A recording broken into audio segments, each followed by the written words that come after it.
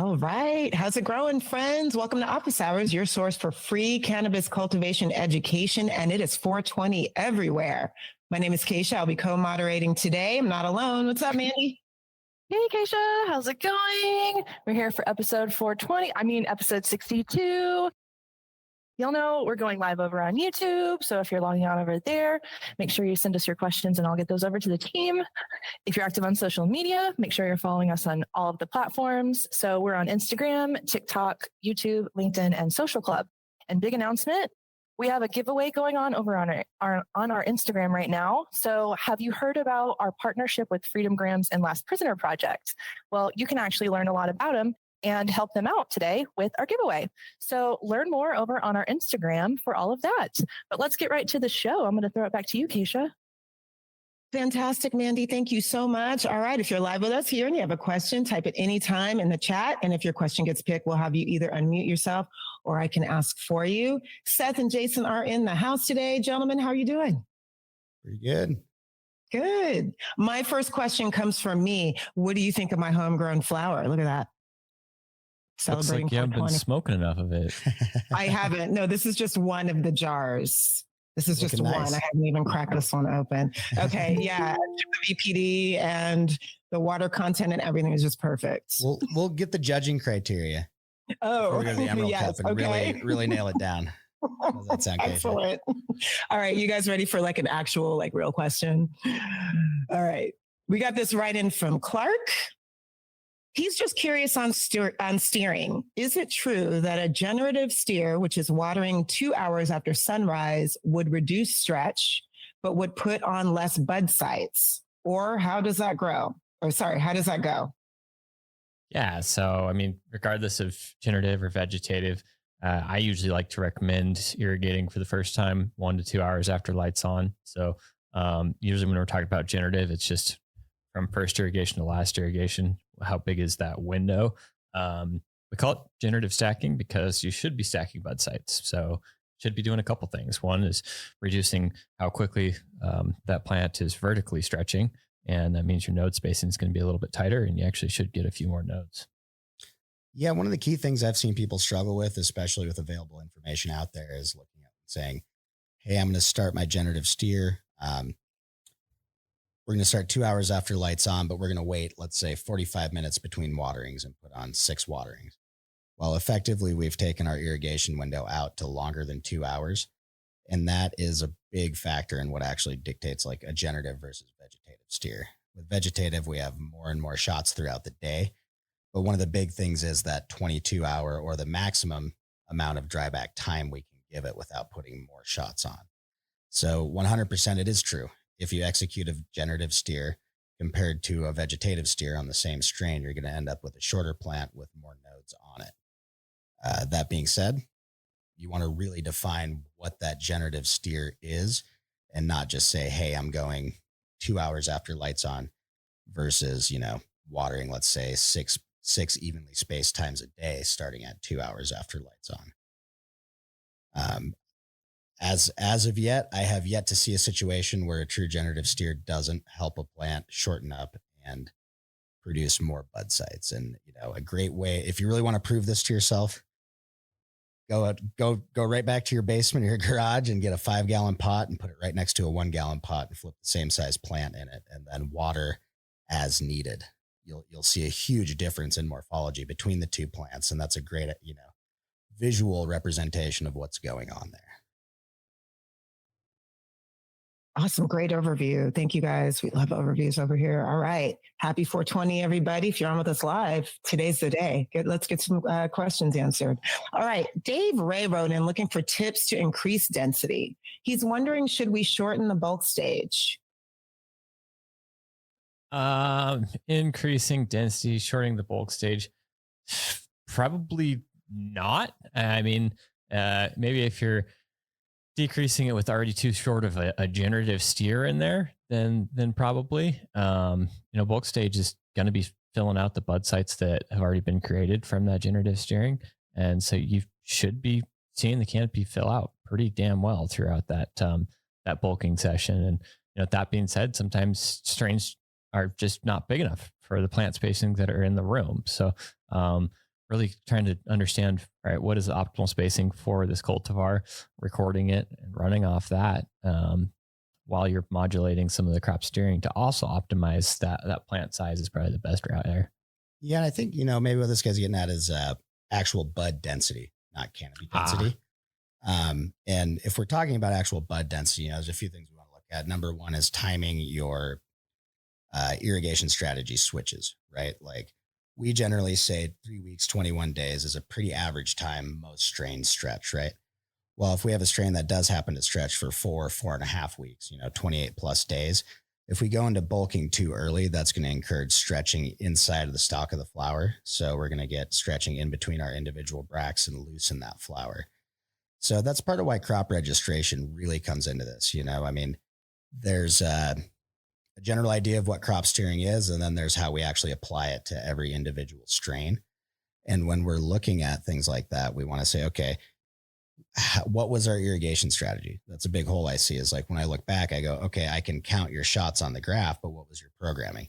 Let's look at that and verify it and say, okay, with this particular strain, anytime we go, and I always use GMO as my classic example, just because it's pretty relevant right now. But that particular strain, most of the time when you start even in bulking, like let's say you wait 5 weeks, go very conservative, switch over to your vegetative bulking strategy. If you bulk that particular strain too hard, a lot of times you'll get the same result, which is looser bud, trouble finishing. And that's just a way that particular strain responds to several irrigation events a day. So, tracking your strains and really using especially photographic tracking, how did this respond?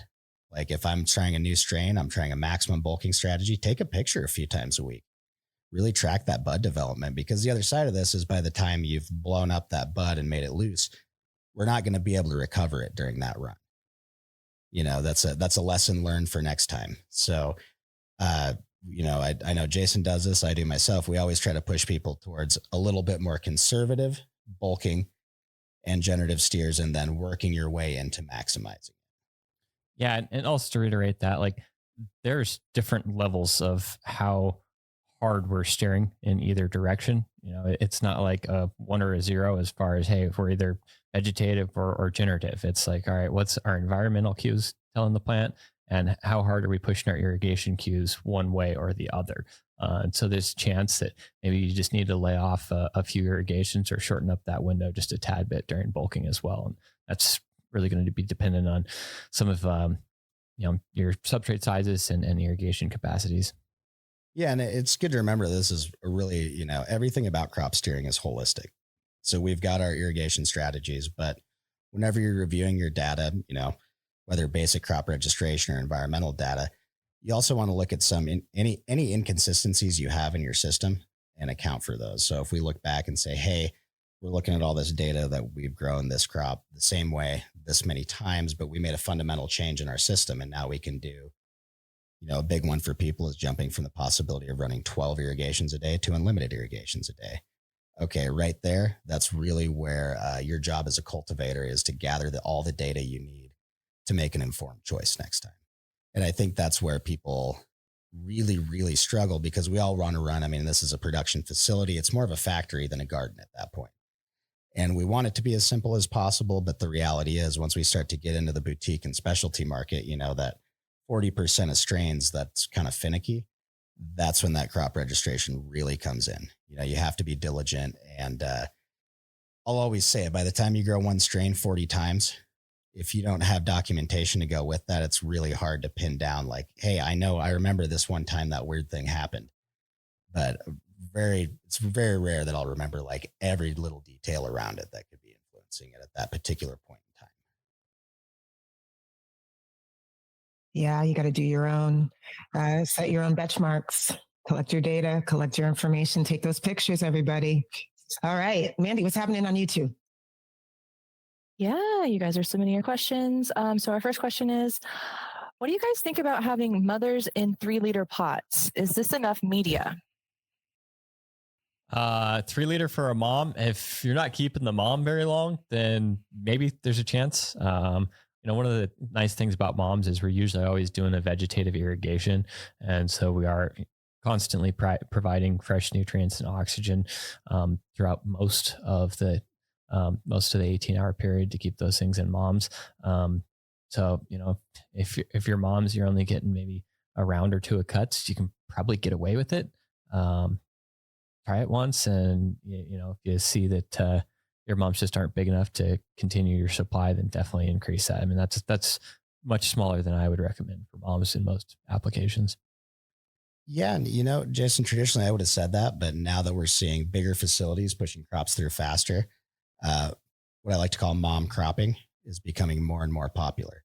And a lot of people are having success with a small media like that. But the reality is you're extending your total grow cycle basically back several months, starting with saying, okay, do I need 10 moms in a 3-liter pot or a 6x6 Hugo to get the number of cuts that I need? So is it reasonable? Yes, but it depends on your particular facility space limitations and how fast you need to be turning out clones. At the end of the day, going with newer moms that are younger and haven't been cut as many times is going to give you more consistent clones. But if you don't have the space to have 10 small moms for, that particular crop, then we're looking at, would you say, Jason, a 6 to a 10 gallon pot, maybe max. Make sure if you're going with cocoa, make sure you get a decent amount of perlite in there so you can push off that root rot for a while. I always know we say perlite's a crutch, but not when it comes to a mom that you want to be low maintenance. Those are great notes. Some considerations to keep in mind, and spacing is a big one. We did have another question over on YouTube. So Diane wants to know. So he really wants us to ask you, Seth, specifically, but let's talk about this. Do we care about water content, or do we care about pour water EC in the pots? Water in the pots shouldn't matter, but I want to hear your opinion. Let's just talk about this. Yeah. So, when we're talking about any of our soilless growing media, whether it be peat moss, cocoa, rock wool, you could grow in straight perlite if you want to. One of the things we're looking at is that pour water EC. We want to modulate that, maintain it, and we want to maintain our pour water pH. So when we're talking about water content, like let's say you're in rock wool or, straight cocoa, that plant has not that plants have brains, but it can't, there's not much of a plant response between, let's say 60% water content and 30%, because the matrix potential in that soil, how hard it's holding onto the water, is a negligible difference. So we do want to watch pour water EC, and that's actually how we're going to determine how far back, like I love using cocoa as an example, because we can dry back from say 65% all the way down to 25. I'm going to look at my pour water EC, especially when I get towards the end of bulking and ripening, and determine like how far can I dry back without spiking that EC up too much.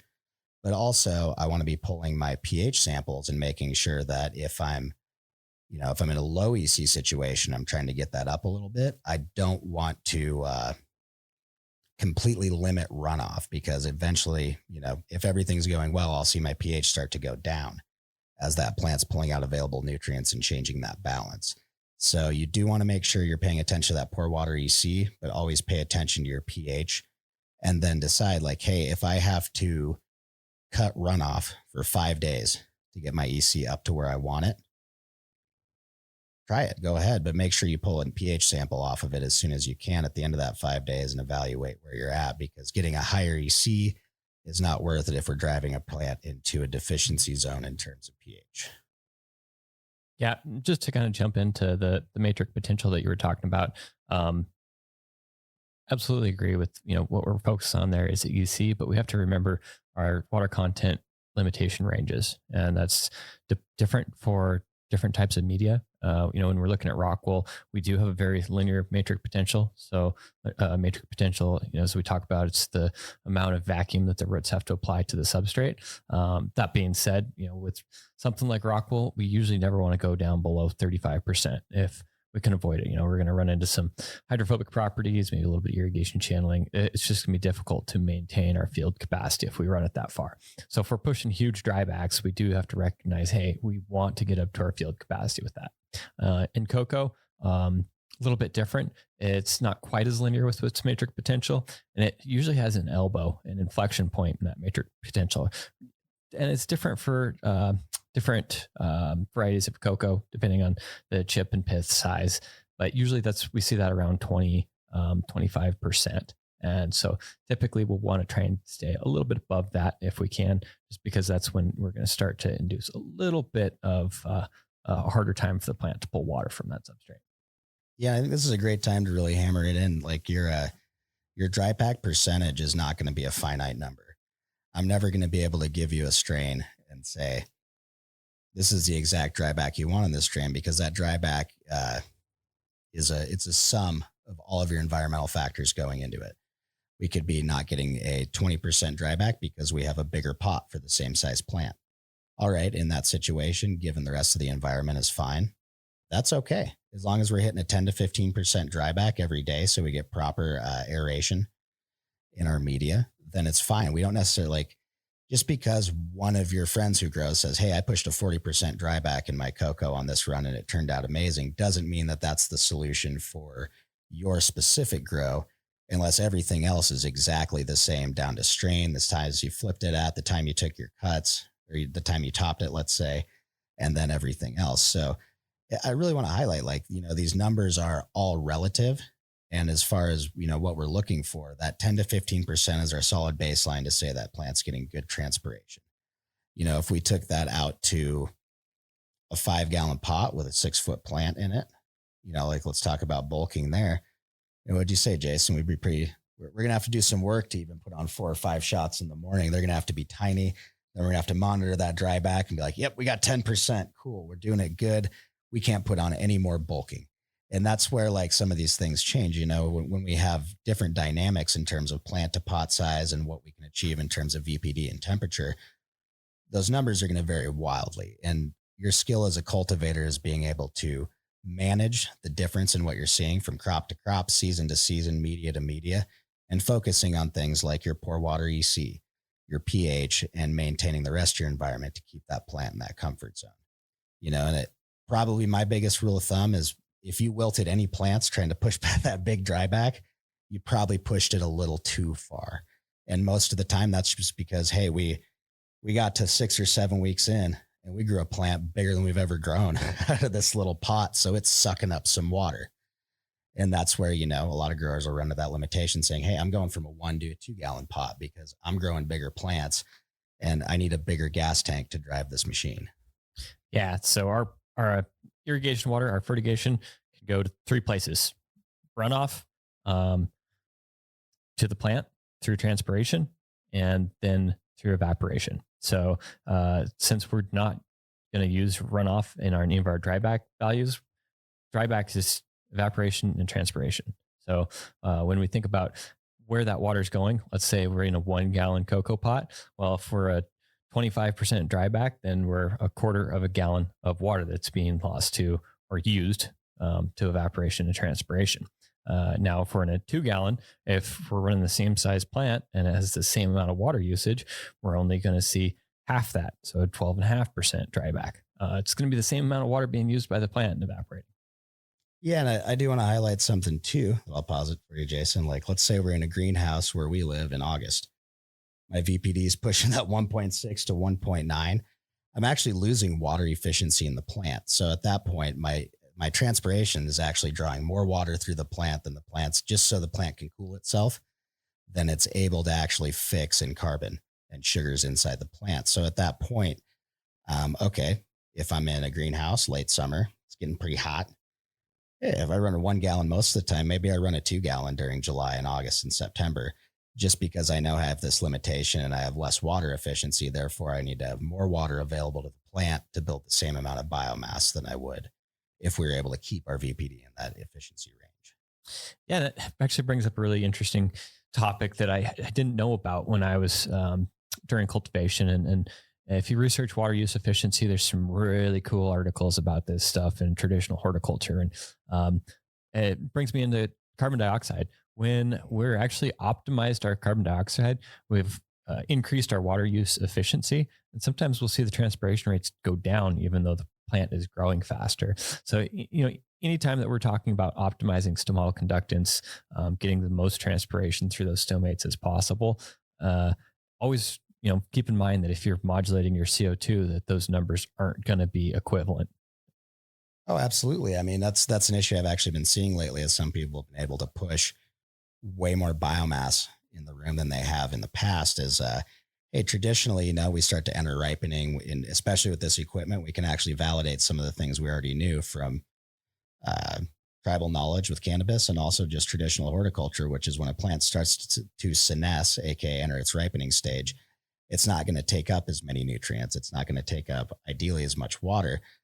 But one thing we've been seeing is like, hey, if I just cut CO2 and nutrients, but keep my light the same towards the end, I might get some adverse effects on plant health because the plant's not able to actually deal with all that light that I'm giving it. And so it's kind of a balancing game at that point. If I reduce my CO2, I know that I need to reduce my light proportionally. If I reduce my light proportionally, do I get the same kind of growth in VPD? So it's always a juggling act, like if we're talking about HPS bulbs, for instance.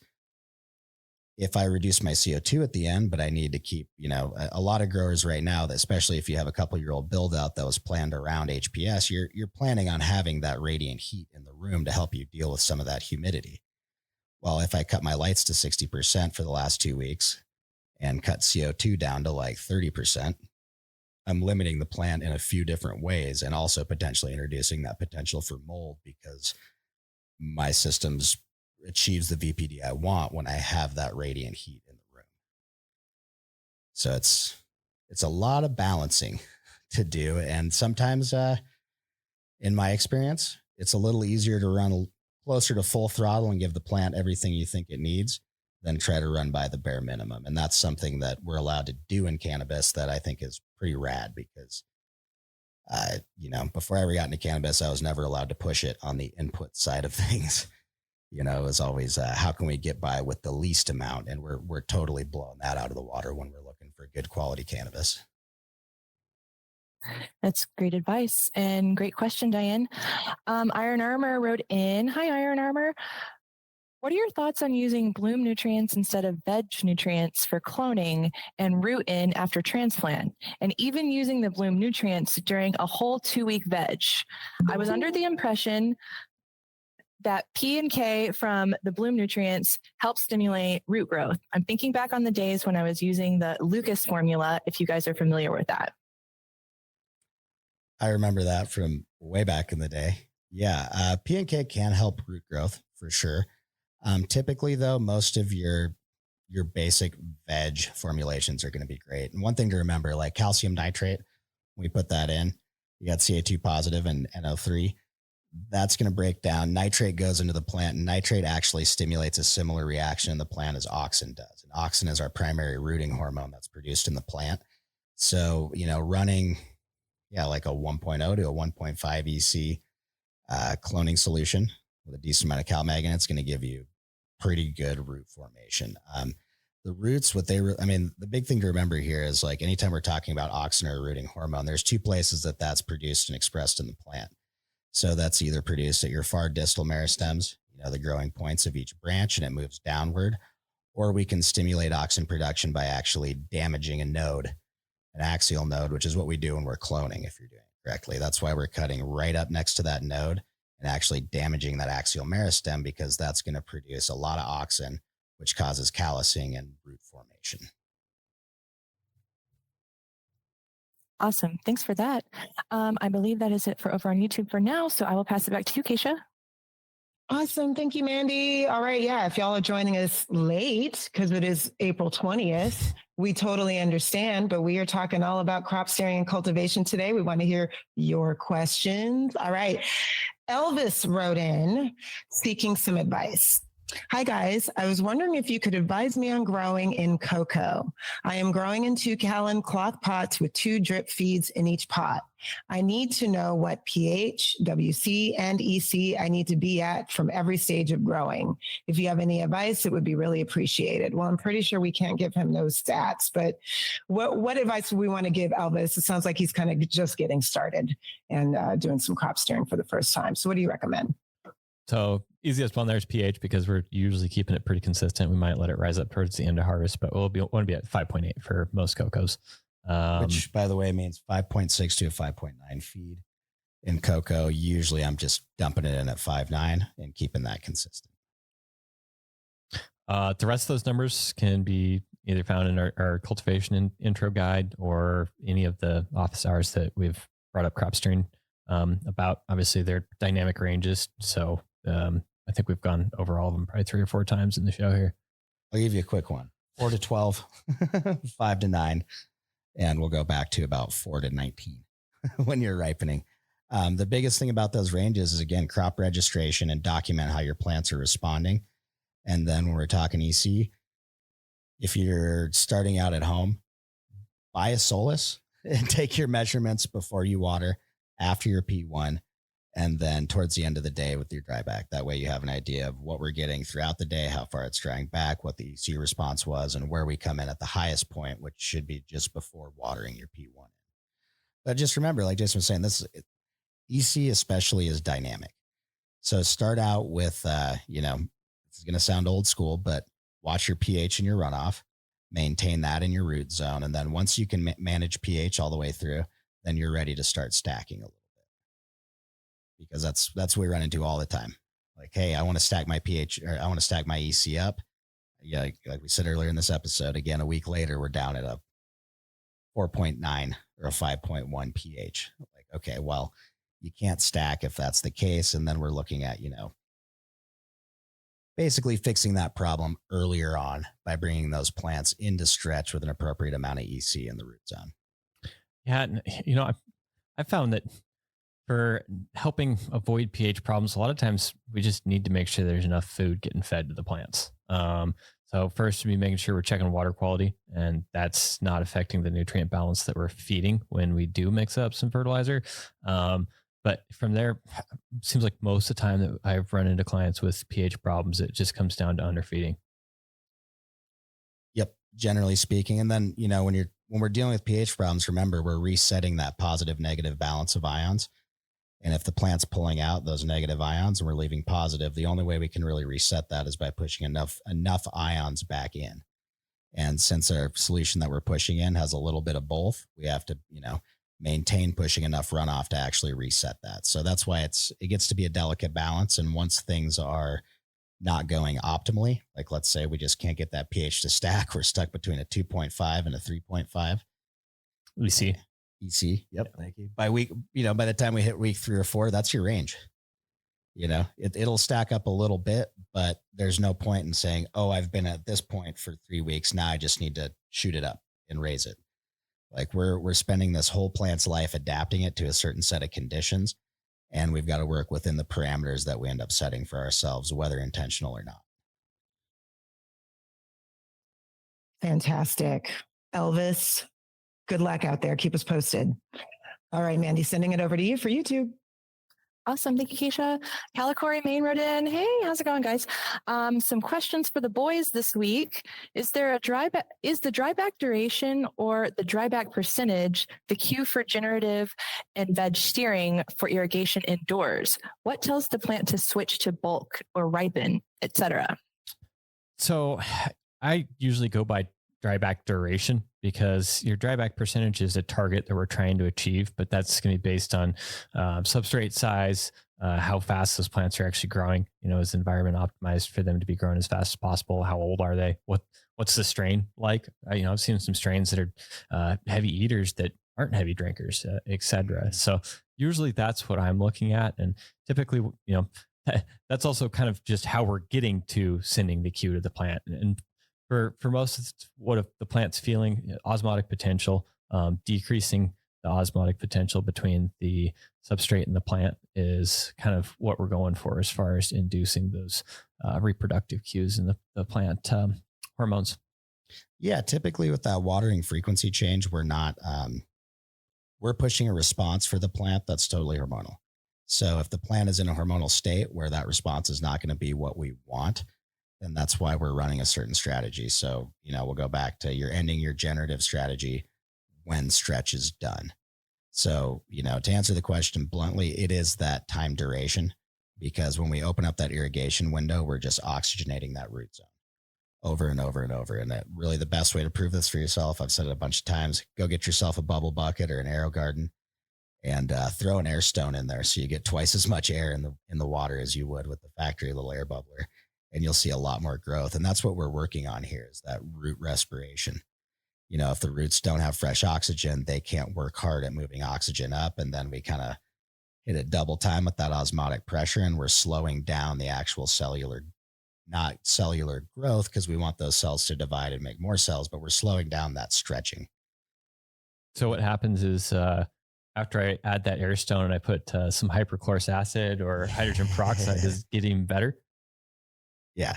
And that's where we see, classically hydroponics, when we're talking about vegetable production, especially like, greens production, salad, that's where a lot of air in that media really produces that really lush, productive, dark green growth.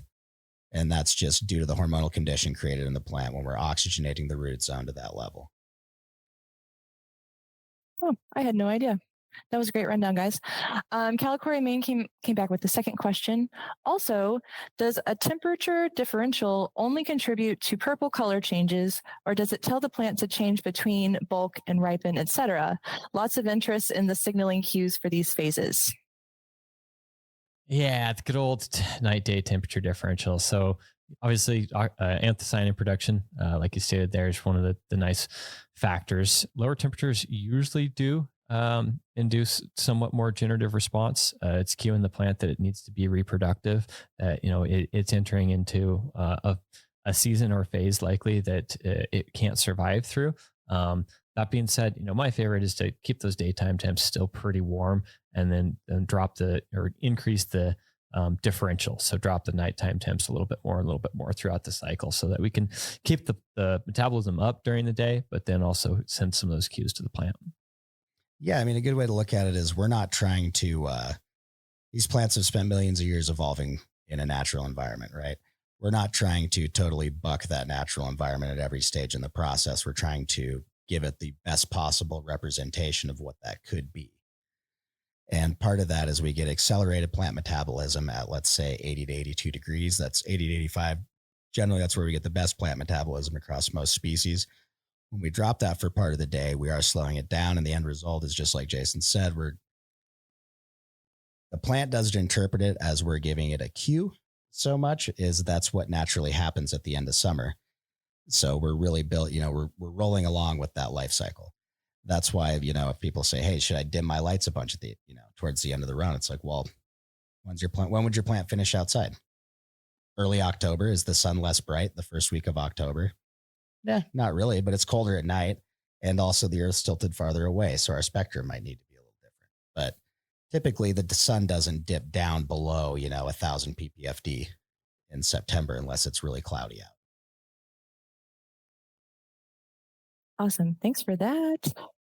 We got a lot of questions submitted over on YouTube, so I'm going to start going through those. Diane wants to know, I think this is pretty interesting too. What would happen if I grow the whole run generative steering instead of the veg and gen? Is that the best way? Is that the best way to grow quality? The question is, how did you used to see your plants when you were hand watering every day? That's a great example of generative steering throughout the entire cycle. When we were just getting in there, irrigating in the morning or just after lights on and letting those plants dry back all day. That's a pretty generative cue. We really do generative to induce bud growth so that we can get quality, so that we can get those plants to ripen up as fast as possible, or get them through the life cycle stages as quickly as possible. Sometimes you just need to run generative a little bit longer to make sure that plant does get into that high quality, high volume range. Yeah. I mean, the simple answer is yes. If we go back to a 5-gallon pot, giving it some expensive nutrients and watering it super generatively, we ended up with a plant that was smaller than we get out of a 1 or 2 gallon pot now. But, back to the homegrown's the best thing. If we, go back 10 years, 15 years in the medical market, that's why. Is because actually that little bit of minimal maintenance going in and giving it a watering only when it needs it, and then letting it be quite a bit of the time, actually does produce really good quality. But if we're talking about 5 gallons of media per plant and putting out a plant that's, 2/3 to half the size of what we're doing now, that's not as economically viable. So where crop steering bridges that gap is saying, how do we optimize the plant at different morphological stages so we can target the bud set, we can target the bud size, and we can target quality. There we go. We love that. Dr. J303 wants to know, is there a way to promote more terps with crop steering? Do we have any advice for improving terp profiles with crop steering? It kind of goes back into that last question that we were talking about. As far as getting the high quality, reducing that osmotic potential, inducing the right hormone responses in the plant should get you as close to optimizing terpene profile as possible. Yeah. So, a big part of it I've noticed is being able to ripen. So if you've got a 5-foot plant and a 6x6x6 Hugo, it's going to be tough to push a generative steering strategy. So you've already thrown that tool out of your toolbox. The next one that really equates to that is being able to run a little bit lower temperatures. So being in that like 73 to 75 daytime, mid 60s nighttime. And really what that has more to do with is volatility of terpenes, right? So in a hotter environment, more of those terpenes gas off, less of it makes it into your jar. So those are two things you can really do to optimize that. And then, honestly, one of the next ones gets into what we call a chemotype in cannabis, where it's like, hey, I'm growing this strain with this steering strategy under these conditions, and I'm harvesting this day. Because the day you harvest is going to affect the ratio of what terpenes you have, the contents, or the what actually terpenes you have in the plant, because different plants will have a different terpene expression at different points in their maturity.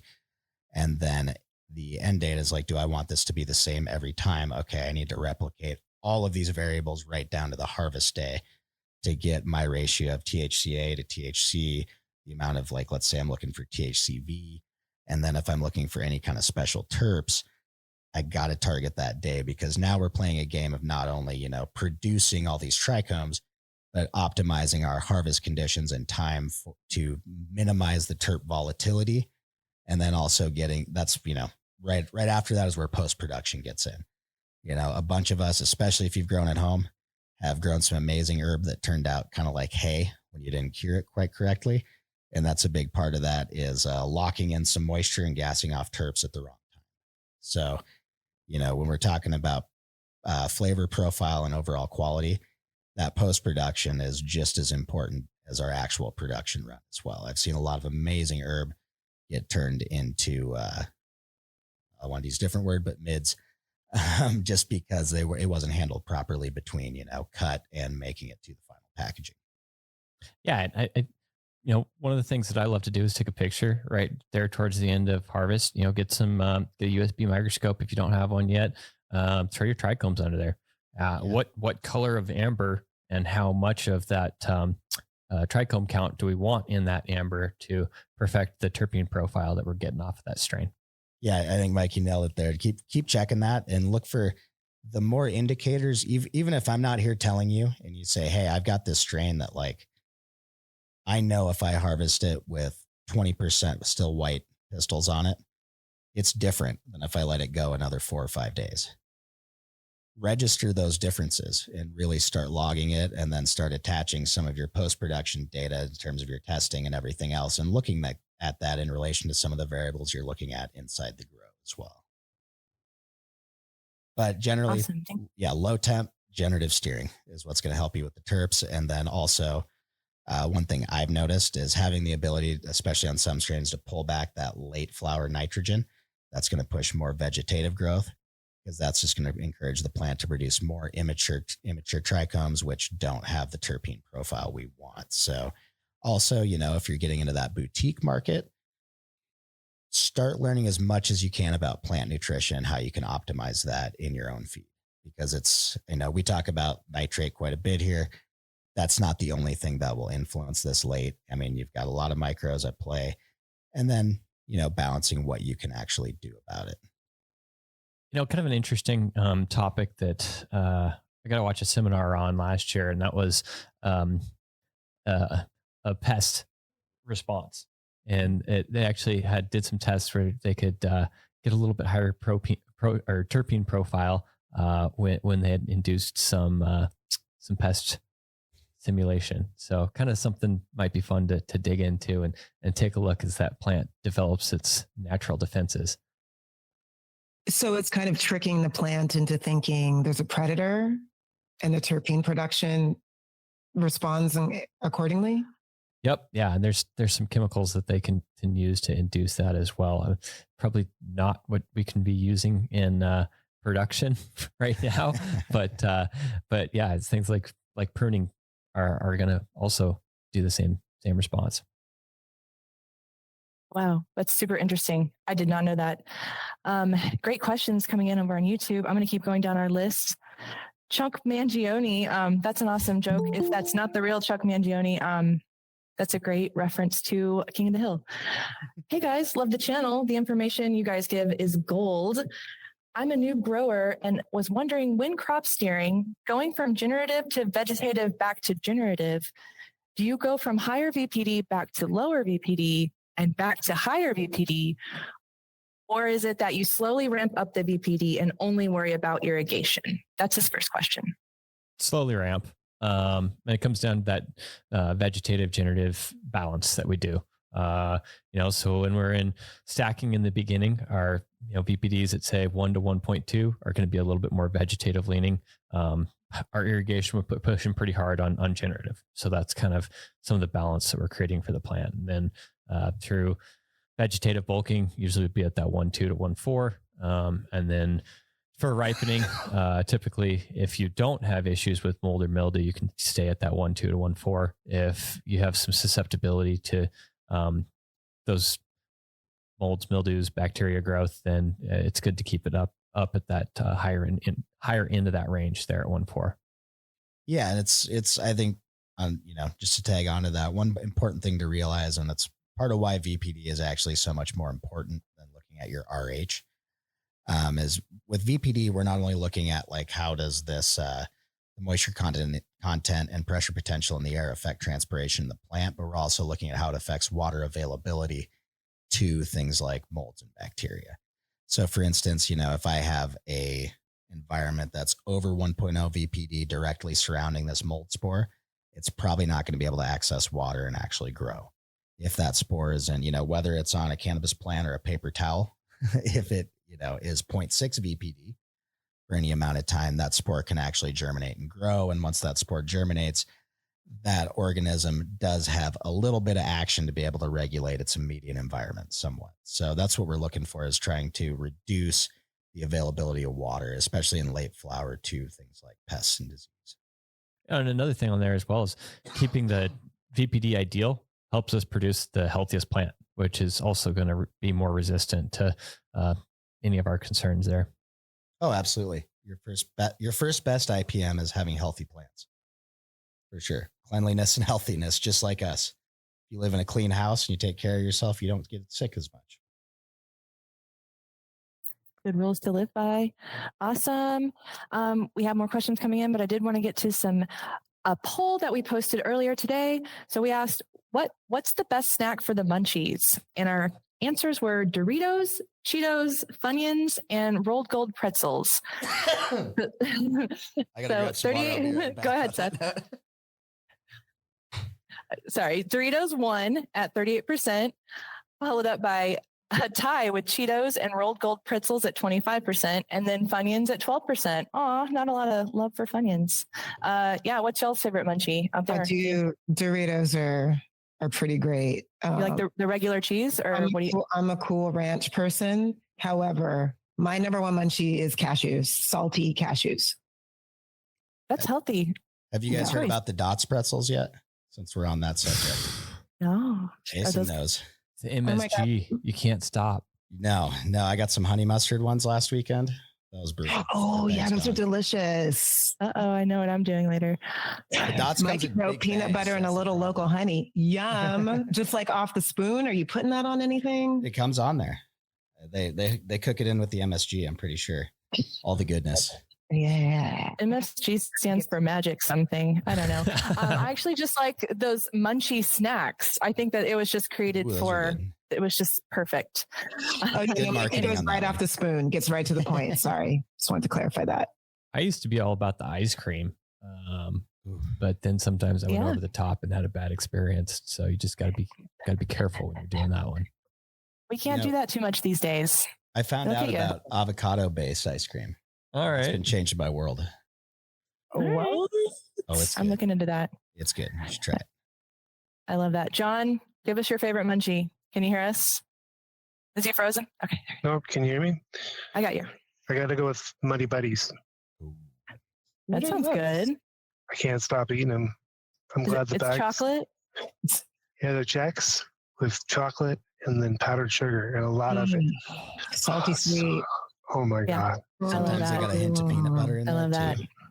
You Yeah. What guys, I'm going to do is it's clearly 420. Sorry, keep going. Keep going. Can you make those, John? Because I've tried and it just turned out like clumps of chocolate. try it. Well, they're still good. I mean, just practice makes perfect, just like anything we talk about on here.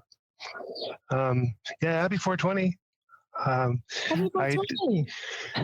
trying to decide how to talk about AROYA hardware because a lot of our audience are not using it. They're home growers or just professionals who haven't gotten to that point yet. But we've been going through a firmware update, and it requires us to replace the gateway. And so I had to do that at my house. And turns out I had Jason look it up. I have the first gateway of this version, and it looks like Jason hand carved this out of mahogany, so it's very special. I just wanted to share that. Classic. Classic Yep. model. So again, happy 420, and it's about all I got for today. But thanks a lot. Awesome. John, thank you so much. Appreciate that tip. Yeah. And actually, our clients out there, if you've never seen John before, but to have talked to him, that is who you're talking to. So love having our teammates on here. Okay. I think we still got more action on YouTube, right, Mandy? Oh my gosh, I'm going to have to speed it up. Okay, Chuck had another question. So I was also wondering, can you crop steer in soil as if you do in cocoa or rock wool? I was wondering because in soil, the drybacks usually take longer, and I was worried about root rot trying to crop steer in soil. I usually water until dry to prevent root rot. Thanks, guys. Quick answer: yes. Why you're seeing that usually the drybacks take longer, or you're getting less dryback in that same duration. Matrix potential, the substrate, the soil itself is hanging on to that water, so that that plant might even be feeling a drought stressor if we're getting too low, depending on the composition of that substrate. That being said, optimizing your substrate size is going to be the absolute requirement here to do a good job with crop steering in that soil. And so, if it is taking too long, we need to go in a smaller substrate and then go by those same irrigation rules. Yeah, I think a good way to look at this, if you're saying like, yeah, Mike, you nailed it, the soil mix. That number one, if you're listening to this podcast and you're growing plants in a pot, you're not using soil. Everything you're putting in a pot is a soilless mix at some point. So, it's when we're talking about everything except osmotic pressure, which is a lot tougher to manage in, let's say, an organic soil situation. Otherwise, what we're talking about here just has to do with soil physics. And, other than matrix potential, like I'm guessing in your soilless mix that you're running, you probably don't have things like a high clay concentration, a high sand concentration. Usually we look at soil physics and the matrix potential and how that affects plant uptake. We're dealing with different soil particle sizes and then charge in between those different particles and the water itself. No one sells a mix in horticulture that has those problems. And if they did, it wouldn't last very long on the market. So basically all your crop steering cues are going to be the same. And the only difference would be like pot size. Our dryback is taken forever because the pot's really big compared to the plant. Right back to that 3.5 to 5 gallon pot with a 3.5 to 4 foot tall plant in it. There's just not as much leaf surface area to transpire that much water out of it. So you can go with a smaller pot. And then, from there decide like, okay, I have soil, but am I feeding it nutrients? Okay, if I am, I just need to get some monitoring equipment in there to see what the EC in the root zone actually is. If you're going full organic, then we're looking at how long it takes different components to break down and become bioavailable. That's going to be tougher to capture with a sensor because we're looking at just that millimeter around the root surface, the rhizosphere. And that is where, that organic art comes in. And usually I recommend if someone's going to grow organic, things like compost teas, and administering them in an inside room and trying to monitor your EC that way is going to be very, very tough at a commercial scale. So you might want to look at like, okay, what's my production process and how can I make it easier? So for a lot of organic producers or soil growers, actually going back to a bed type strategy and then adjusting plant count and size to accommodate your steering strategy is probably the way to go to get production there. I like how you say the organic art. It is. Well, it's science. It's just kind of more complicated than most of us can deal with. So. Well, exactly. That's why I say art. It's very difficult, and you're going to do a lot of calculations. You're going to have trial and error. And when we get to organics, generally a bigger media size is going to give us more buffer room. So we're looking at a little bit different crop steering strategy and how to optimize the rest of our production cycle around that. And I think probably for me, one of the biggest challenges in doing cannabis in an organic substrate is knowing what my composition is round after round after round after round. We're growing plants so fast through here that the stability of that soil through that organic breakdown, the creation of those nutrients through the microbes and bacteria in the substrate in the soil, it's a tricky thing to rebalance your amendments so that the next cycle can be as equivalent as possible based on the timeline there. Oh, absolutely. And then if that's your sole calling to grow organic cannabis, build your business model around it.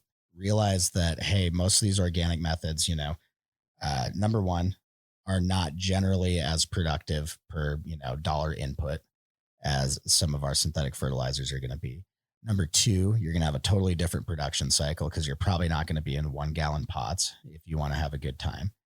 And then number three, you're going to deal with, just like Jason was saying, these crop to crop differences in your soil if you're planting back into it. So, a production system like that has its place, but generally speaking, that's going to be where we come in from, a traditional agricultural side saying, how cheap can I do this? How can I do it with the fewest people and the minimal amount of labor?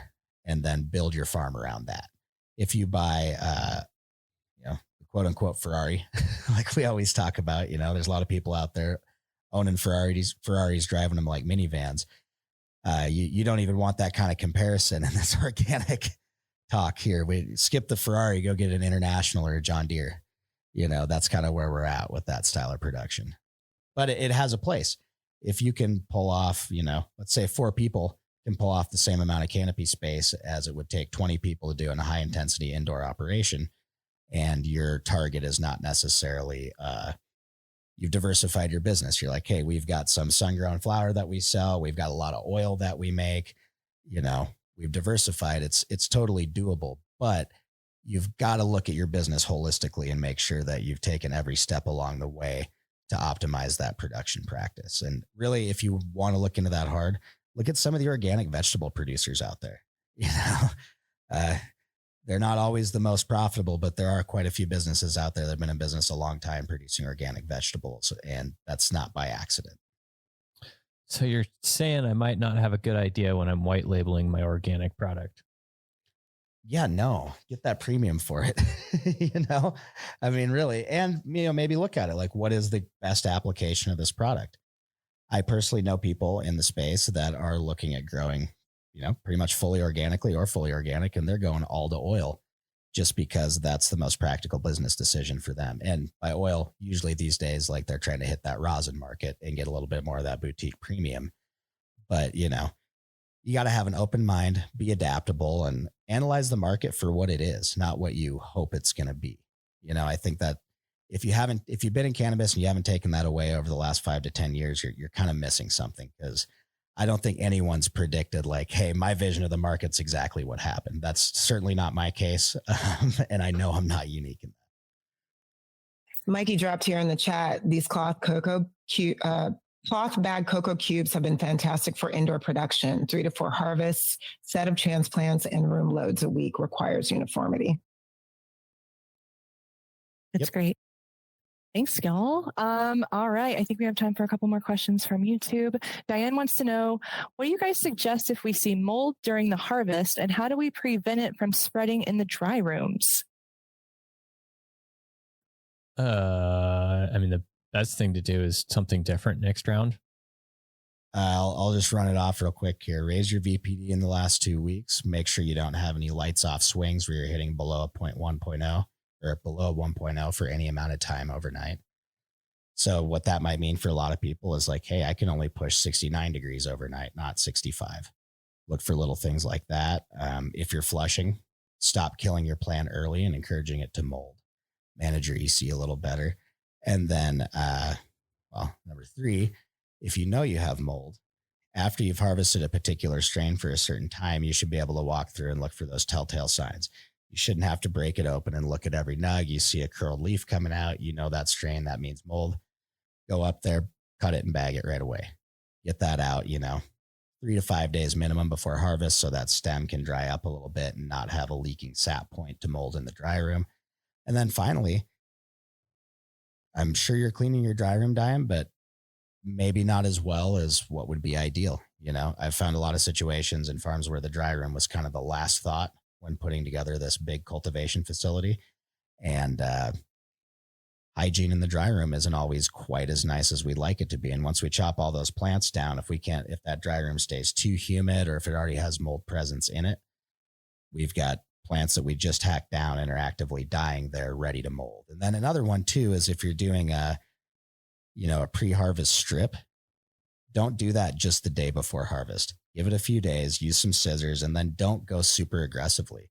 If you've got the base of a bud and you're ripping a leaf off of it and you actually leave a little open wound with a sap drip in it and then chop that plant the next day and hang it, you'll go back and find mold on the buds where you pulled the leaf and actually scarred the base of where that bud attaches to the stem. That's an entrance point for mold and disease.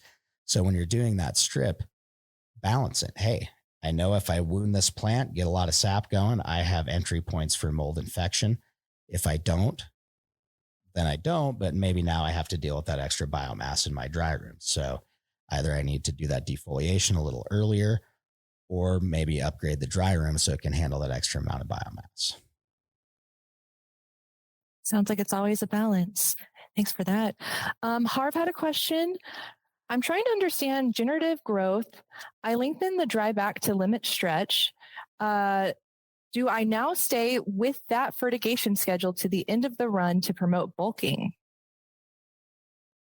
No. So usually for when we're running generative, will be anywhere from the first 2 to 4 weeks in flower. And that's when you have those longer dry back windows.